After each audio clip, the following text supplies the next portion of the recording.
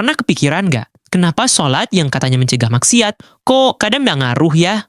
Nah, ini dia pertanyaan besarnya. Kenapa ya ada orang rajin sholat, tapi kelakuannya kok masih gitu-gitu aja? Padahal Al-Quran jelas bilang sholat itu benteng dari maksiat. Jadi masalahnya di mana dong? Ternyata kuncinya ada di dua dimensi sholat yang seringkali nggak seimbang satu sama lain. Yuk, kita bedah. Ada yang namanya sholat lahiriah, yaitu sholatnya badan. Dan sholat batiniah, sholatnya hati. Gampangnya gini, ritual itu sangkarnya, esensinya ya burung di dalamnya. Kita seringnya sibuk poles sangkar, burungnya kelupaan. Intinya, sholat itu nggak akan hidup kalau hatinya nggak ikut hadir. Hati itu imamnya. Jadi, solusinya? Kita perlu menghidupkan sholat kolbu, alias sholatnya hati yang jalan terus. Syekh Abdul Qadir Al-Jailani bahkan punya gambaran keren. Dalam sholat happy, maksudnya ya hati kita sendiri.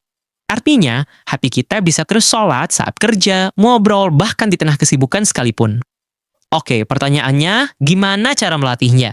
Yuk kita lihat beberapa langkah praktisnya. Coba deh, setiap bacaan sholat itu jadiin afirmasi. Bukan cuma diucapin, tapi diresapi maknanya untuk kontrol diri.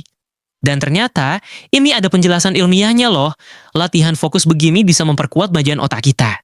Selain itu, sholat yang hidup begini juga bisa jadi terapi ampuh buat ngurangin stres sehari-hari.